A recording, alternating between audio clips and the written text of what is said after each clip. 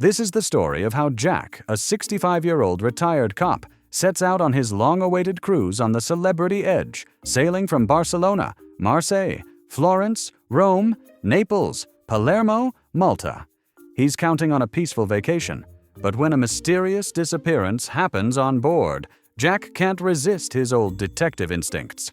He gets pulled into an investigation, even though he promised himself not to get involved.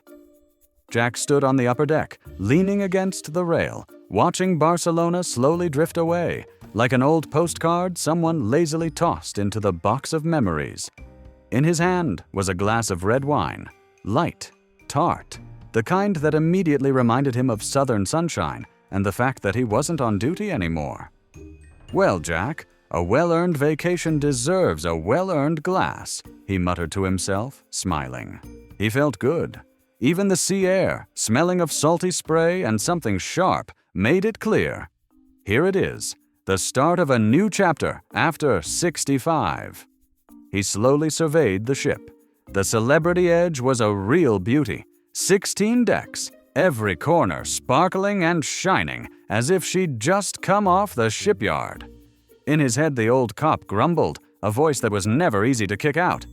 "Now this is luxury. When I was young, vacation meant a tent by the lake and mosquitoes, not a spa and a captain's dinner in a tux." Jack smirked and took another sip. Sure, now he finally had a chance to learn how to relax, at least a little.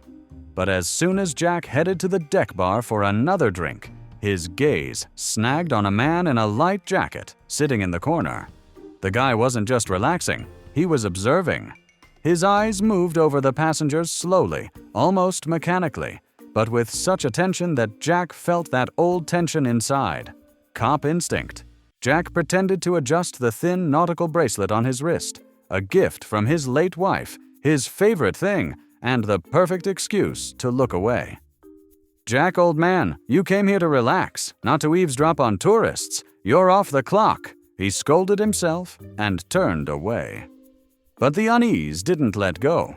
Back in his cabin, the ship was already at full speed. It was getting dark outside, stars up high, and the ship was gently humming like a satisfied cat. Jack took off his shoes, stretched out on the bed, and let his thoughts wander. "Well, Jack, the first day went almost perfectly." "Almost," he muttered, remembering the man in the jacket. That calm stare, those steady movements. A familiar type, not the kind you see by the pool. Jack rolled onto his side and looked at his suitcase. Under the shirts was his old notebook, the one he used to take case notes in. "No, no, no," he chuckled to himself. "You promised. No investigations, just wine and sightseeing." He closed his eyes, smiling. The wind whistled outside, the ship rocked gently on the waves, and Jack thought, maybe it's just fatigue, or the habit of seeing trouble where there isn't any. He almost believed himself, until in the moonlight outside, he glimpsed a tall figure walking the deck. Jack winced. "Well, old man, ready to relax?" he said to himself, already knowing relaxing wasn't in the cards. The next morning, Jack woke up early, as always. No soft ship mattress or soothing wave noise could break that habit. He stretched, yawned, and smiled to himself. "Well, old man, even when you're on a cruise ship with 1,000 tourists, you still get up at 6, like there's a morning briefing waiting for you." Jack got up slowly, found his comfy sneakers, and headed out on deck, breathing in the cool sea air. All day he kept reminding himself of that one promise. Don't get involved, just relax. Over the years, he'd caught criminals, heard every kind of lie, looked into the eyes of people who wore masks, and all of it had left its mark. When he retired, his wife told him, "Jack, promise me that when you finally get free, you'll learn to just live." He'd promised. Now every glass of wine, every random smile from another passenger, every stroll on the sunlit decks reminded him, learn to let go, learn to relax, old man.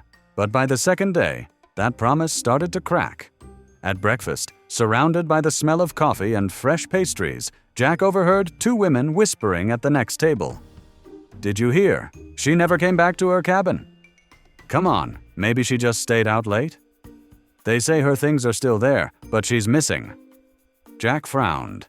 He pretended to study the menu, but his ear caught every word. Who? When? Why? Later, walking the ship, he noticed odd things. Waiters, usually laid back, were exchanging worried glances, and a cleaning lady, meeting his eyes, quickly looked away. Jack felt that familiar tingle under his skin, like when you step into a room and know something's off, but can't yet say what it is. "Well, Jack," he muttered to himself, "you promised. But hell, you also promised to be yourself." He tried to brush it off, blaming it all on shipboard rumors, disappearances, mysteries, drama. Cruise ships love to exaggerate. Maybe the woman had a lover and was hiding in another cabin, or just wanted to disappear for a bit. But those glances, that swarm of whispers, they wouldn't let him be. That evening he sat in the bar, slowly sipping his wine, but his mind kept circling back to the same question. Why hadn't the captain said anything? Why hadn't the crew mentioned a thing? Why did everyone look like they knew more than they were letting on? When the sun finally dipped below the horizon and the ship rocked gently on the waves, Jack stopped pretending. He put on his light jacket, adjusted the old nautical bracelet, and left the cabin. The empty corridors echoed with his footsteps, night lights reflecting in the polished metal. He walked slowly, as if returning to a past where the night was an ally and silence his best partner. "Well, old man," he said softly, "if you can't sleep anyway, why not take a walk? Unofficially, just reconnaissance, you know, for the soul." With that thought, he stepped out onto the empty deck, ready for whatever surprises the night might bring. The night deck greeted Jack with the rustle of waves and the occasional flash from distant lighthouses. He walked quietly, almost noiselessly, a habit formed over years on the job. "Yes, Jack, that's called professional deformation," he smirked to himself. "All you wanted was a little stroll, and here you are, sneaking around like you're tailing a suspect." He sighed and kept moving, watching the rare figures on deck. A couple hiding in the shadows, a security guard lazily checking the railings, and two crew members in uniform huddled by a side exit. Jack was about to walk past when he slowed down. Their whispered conversation caught his ear. "I'm telling you, it's weird," one whispered, glancing around nervously. "First the captain says, keep it all quiet. Now she's disappeared, and still, nothing's announced." "Yeah, but you know," the other replied. "Panic on board is the worst thing that could happen. We just have to do our jobs." Jack leaned in a little, barely holding back a sarcastic grin. "So that's how it is," he thought. "There's a disappearance, but no alarm. Brilliant plan, Captain. The passengers keep sipping champagne, while someone might already be overboard." He eased away, careful not to attract attention. Inside, everything tightened, that old cop instinct, screaming for action. But Jack knew better. This wasn't the time to dive in. He needed facts. First question, who exactly are they looking for? He headed a few decks down toward the library, a quiet, secluded corner on this massive ship. It was always peaceful there, with the scent of books and a hint of dust, rows of computers, and, if you were lucky, maybe access to ship schedules or even the guest list. "Yeah, Jack," he muttered as he stepped into the dim room. "Just a retired guy looking for a good read, like, say, the list of every passenger on this giant cruise ship." He ran his hand over the table, feeling its cool surface, glanced at the soft chairs and neatly lined up shelves. Suddenly, his wife's words floated through his mind. "Jack, you're always looking for an answer, even when there's no question yet." He smiled. Maybe she was right, but tonight, he definitely had a question. Outside, the ship rocked gently on the waves, and the lighthouse glow faded behind the horizon. Jack sat at the nearest computer, wondering where to begin. "Well, old man," he said to himself, "looks like you really don't know how to relax, and this might just be your biggest adventure yet." Jack ran his hand along the spines of the books on the library shelves. The air smelled faintly of dust, old paper, and something wonderfully cozy, as if the room itself knew that here you should whisper, not speak out loud. That's what I've always missed, he thought with a soft smile. Silence. Real, honest-to-goodness silence that doesn't make you nervous, just calms you down.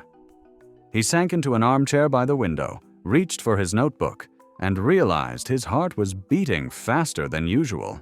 Well, old Jack, no wonder. 20 years chasing suspects, and all it takes is a missing person, and you're back in the game. He thought about old cases. They always started out as something random. Someone didn't show up for work. Someone left their car running. Someone skipped a family dinner. And almost always it turned out to be more than just forgetfulness. There are fewer coincidences in this world than you think, Jack reminded himself. But people who love keeping secrets, there's never a shortage of those. He pulled out his battered old notebook and started jotting down notes. Who was near that strange figure in the light jacket? Who was hanging out at the bar, sneaking glances? Who was whispering to the waiters? He sorted through faces, movements, throwaway comments. Everything his cop's memory tended to latch onto. His gut told him, put enough pieces together, and the picture would start to form. He frowned, set the pen aside, and stared out at the starry sky. Maybe I'm just being paranoid, he thought. Maybe all of this is just me, seeing conspiracies where there aren't any.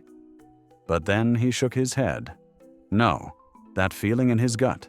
He knew it too well, and he was rarely wrong. Suddenly, footsteps sounded behind him, and Jack startled a little.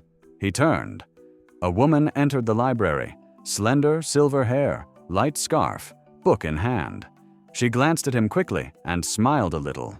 Jack automatically smiled back. She walked over to the shelves as if picking out a book, then turned around. Have you noticed things feel tense on board? She asked, her voice barely above a whisper. Jack raised an eyebrow, his heart skipping again. And aren't you watching strangers a little too closely yourself, ma'am? He said with a wry smile, hiding his surprise.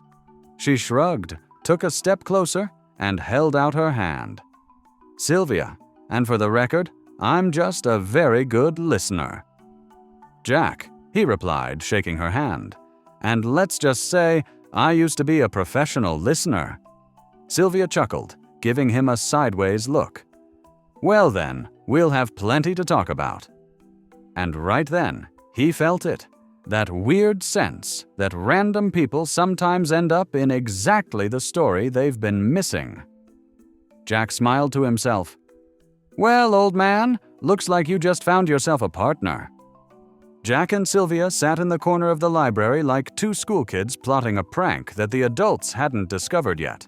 His battered notebook lay between them on the table, and he kept jotting down notes. Sylvia would laugh, then lean in closer, as if afraid someone might overhear, even though the place was empty. I saw her cabin, she said softly, raising her teacup to her lips. At night, when I was passing by, I saw someone go in, a tall man, light jacket. Jack raised his eyebrows. A light jacket, you say? Now that's interesting. He grinned, feeling the old cop's excitement spark up inside. Sylvia, my dear, have you ever considered a career in investigations? Sylvia laughed, throwing her head back. You think I'd be any good? Honestly, I just like playing Sherlock Holmes on vacation. But you're the real deal. That much is obvious. Jack leaned back in his chair, lost in thought. His heart was pounding a bit faster than he'd like to admit. Sure, it could have been just a coincidence. Maybe. But everything in his gut told him, coincidences don't happen by accident. You know, Sylvia, he said, standing up, you're wonderful company, but it's time I paid someone a visit up on the bridge. Time to ask what's really going on here. Are you sure the captain's going to be happy about that? She teased, her eyes playful. Jack chuckled. Never met a captain who was glad to see an old cop with a notebook, but sometimes people need a reminder that even on a luxury liner, rules are still rules. He shook her hand, and in that brief touch, he felt something surprisingly warm, almost personal. But this wasn't the time to think about that. Jack left the library and made his way toward the bridge. The ship gently rocked on the waves, the night wind brushed against his skin, and he suddenly caught himself thinking, "You idiot! Promised yourself a break, you really did, and here you are, about to go investigate again." But there was no turning back now. When he reached the captain's office, the door was opened by a tall man in a perfectly pressed uniform. Captain Fabiano, around 50, smiled at him in that way people do when they think you're in the wrong place entirely. "Good evening," the captain said with a soft Italian accent. "I heard you've been asking about recent events on board." Jack narrowed his eyes, a wry smile on his lips. "Well, Captain, shall we swap a little information? Or would you rather your amateur sleuth keep playing blind?" The captain greeted Jack with exactly the kind of smile he'd hated his whole life. Polite, measured, but unmistakably saying, "Don't meddle in what's not your business." Fabiano listened to all the questions, nodded gently, thanked Jack for his concern, and, gazing just over his head, assured him that everything was under control. "Mr. Harper, I assure you there's no reason for panic on board," he said with a lazy smile. "Sometimes passengers, well, let's say they enjoy a little privacy. I'm sure you understand." Jack smirked, holding his gaze. "Of course I do. But you know, Captain, in my experience, whenever someone was absolutely sure everything was under control, it usually meant the opposite." The captain nodded dismissively, signaling the conversation was over. Jack stepped back into the corridor, mind already working out a new plan. Fine, if the top brass wouldn't talk, he'd just have to work from below. He spent the whole next day quietly gathering information, strolling the decks, chatting casually with neighbors, tossing out innocent questions. "Have you seen that lady lately? She was sitting there last night, right?" The waiters were especially talkative. They always knew everything about the passengers, who was with whom, who went where, who ordered what, and who disappeared before dessert. Sometimes a simple smile and a kind word opened more doors than a badge ever could. But suddenly, everything went sideways. Chatting with one of the waitresses, a sweet girl named Lorena, he casually mentioned, "That missing lady, Mrs. Warren. No one's seen her since yesterday morning, right?" Lorena raised her eyebrows in surprise. "Oh no, monsieur. She was seen in Marseille. She went ashore that morning with a tour group, and from what I heard, she stayed there. People say she had urgent business." Jack froze. It was like someone flipped a switch in his mind. What? His whole investigation, the neat web of suspicion, suddenly started crumbling like a house of cards. He thanked Lorena, managed a polite smile, and walked away. His heart thudded in his chest. "Well, Harper," he muttered to himself, "did you get all worked up over nothing? Is this just age, paranoia, the old cop instincts finally letting you down? Or is there still something here you're just not seeing?" He walked over to the railings and stared at the endless sea. The feeling inside was strange, a cocktail of relief, frustration, and irony. Picture that, Jack. The man who always thought he was a step ahead, now just a grandpa chasing conspiracies and missing slippers. But deep down, he couldn't let it go. Jack knew this wasn't the end. Jack sat on a bench by the quiet side deck, watching the ship slice gently through the waves. "Well, Harper," he muttered with a smirk, "turns out the missing lady just decided to take an impromptu weekend in Marseille. No mysterious disappearances, no intrigue, no secret agents, just urgent business and bad communication." He sighed, feeling a strange mix of relief and mild annoyance. "So what did you spend 2 days on? Playing detective over nothing? Old man, you really should retire." "Oh wait, you already did." He almost laughed out loud, but just then a familiar voice sounded nearby. "Well, Mr. Detective, how's your grand investigation going?" Jack turned. Sylvia was standing there, arms crossed, wearing that mischievous smile he was starting to like a little more than he probably should. "Oh, I found it all out," he chuckled. "Turns out Mrs. Warren just ran away from all of us. You can call me Sherlock Misunderstanding." Sylvia burst out laughing and sat down beside him.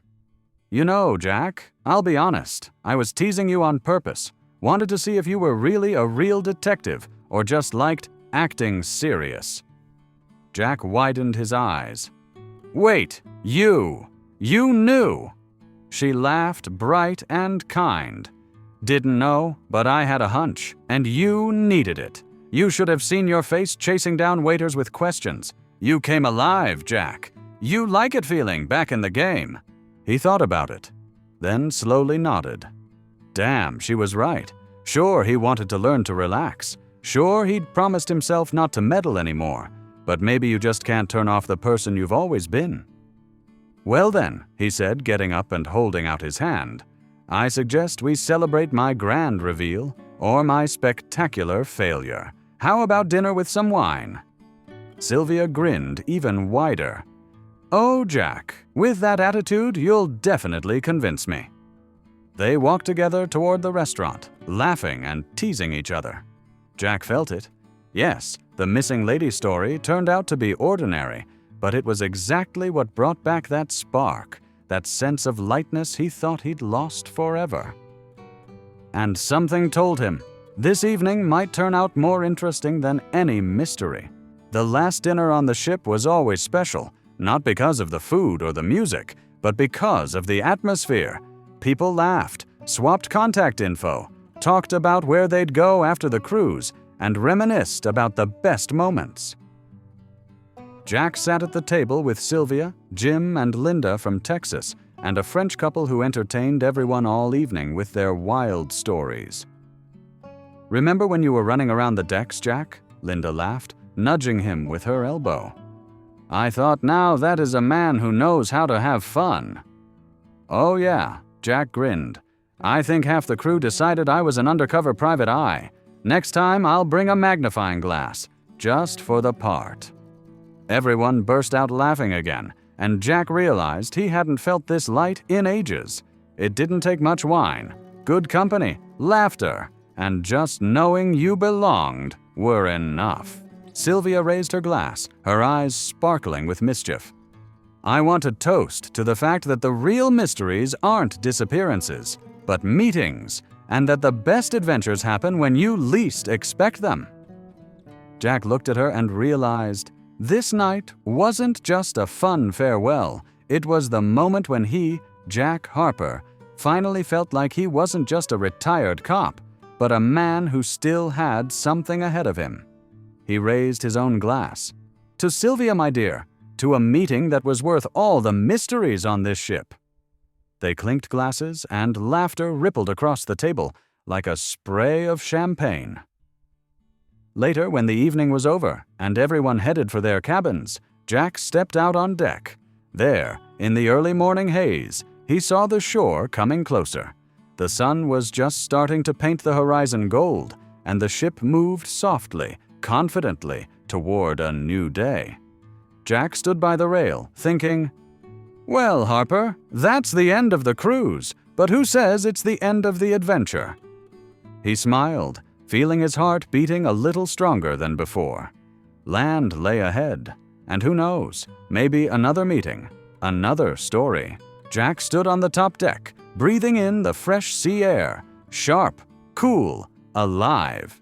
He watched the shore draw closer, watched the sunlight dance on the water, and couldn't help but smile. All of it, the ship, the adventure, the new friends, the ridiculous investigation with its unexpectedly warm ending, wove itself into a memory he'd be glad to keep. He ran his fingers over the bracelet on his wrist, the one his wife had given him, and suddenly felt a gentle warmth in his chest. "Well, Jack," he thought wryly, "turns out you're still able to get into trouble. And you know, that's not such a bad thing." He chuckled quietly, remembering how he'd spent 2 days chasing a mystery that turned out to be a simple misunderstanding. And yet, this wasn't just a vacation. It was a reminder. As long as you're alive, you can stay in the game. When the ship finally docked, passengers headed for the gangway. Suddenly, Jack heard a familiar voice. "Jack!" He turned. Sylvia stood a little off to the side, waving and smiling that genuine, lively smile that had woken up something in him. "See you again," she called, winking. Jack raised his hand in reply, smiling in a way he hadn't in years. "Yes, Sylvia, we'll see each other again." He stepped ashore, feeling solid ground beneath his feet for the first time in ages. But inside he felt light, almost weightless. And even if his old instincts had led him nowhere this time, they had still brought him back to what mattered most. That life goes on if you're willing to meet it halfway.